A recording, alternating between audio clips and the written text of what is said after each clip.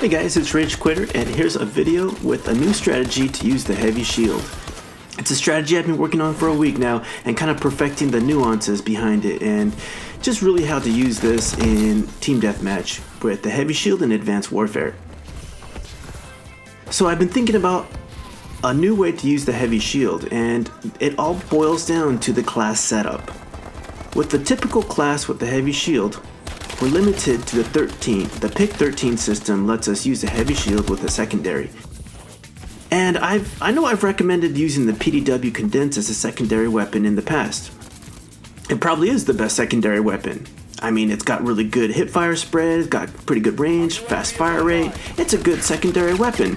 But in order for it to be a good secondary weapon, I have to put some attachments on it. I have to make it akimbo, I have to put extended mags on it, and then it doesn't really serve the purpose of a secondary weapon, because think about how many points that was for me to do that.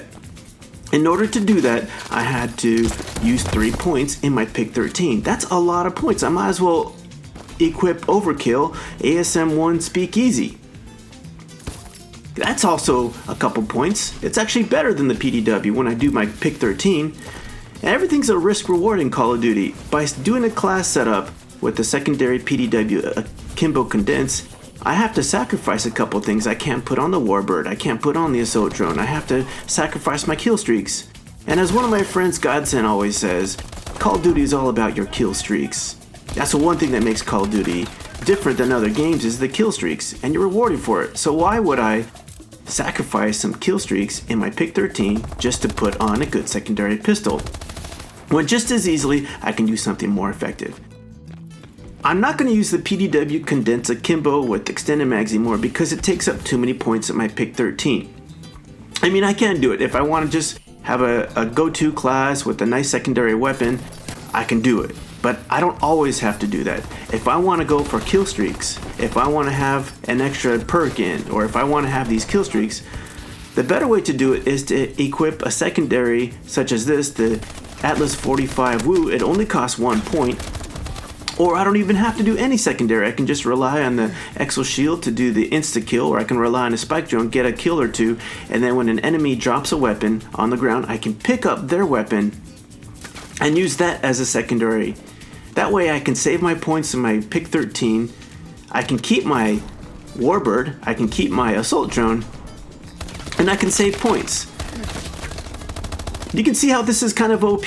When I pick up a secondary weapon, I don't really have a pick 13 class anymore. I have a pick 17 class because I'm overkilling a real, true primary weapon. And usually when you pick up a weapon off the ground, it's got a couple attachments on it, sometimes 3. This is the beauty behind this. My class is no longer a pick 13 class, it's a super soldier with a heavy shield as primary, with the secondary primary weapon as overkill that I picked up off the ground. At the same time, I can still keep all my kill streaks. You'll see in this class, I got my kill streaks. I got my Assault Drone, I got the Warbird, and I just pick up a shotgun off the ground. I love the shotgun, it's great. It's a little inconsistent at times in this game. I mean, sometimes they'll be right in your face, you get a hit marker. Other times they seem like they're far away, and you get a one-shot kill. But overall, it's a great weapon to overkill with the heavy shield as long as you do the insta-kill move. You can really catch people off guard, and you know me, I love any one-shot kill, whether it's the spike drone, whether it's the insta-kill. Any one-shot kill is my kind of weapon, because there's nothing they can do. There's nothing the enemy can do when you one-shot kill them with the spike drone, or you one-shot them with the insta-kill, or you one-shot them with the shotgun. One thing to know when you're doing this pick up the enemy weapon strategy is pick up the weapon, and depending on the type of weapon, you kind of will have to change your game style. So what I mean is, in this game, I picked up a shotgun, which is pretty good in this map because there's a few corners, there's a few close engagements, but there's also long-range engagements. There's some people that will use assault rifles on this game. There's some people that will use the LMG on this map. Whenever you pick up an enemy weapon, it usually will match that particular map. So when you're on Biolab, you're less likely to see people using assault rifles. You're more likely to see people using the ASM1. And whatever weapon you end up picking up, it will probably match the map that you're on. Not always. I mean, there's ways to use assault rifles on every map. There's ways to use snipers on every map. But when you pick up an enemy weapon, it will most likely match the map that you're on. And what you have to do is you have to be a jack of all trades here. You have to be able to use the enemy weapon that you picked up in the way that best suits that weapon for engagements. So in this game, notice every engagement I'm doing with the shotgun is close range. Sometimes I do have a few medium range engagements, but I try to preference my placement on the map, and when I engage the enemy, I'm in close range. And that's playing to the strengths of the shotgun. I really want to be in close range when I use it.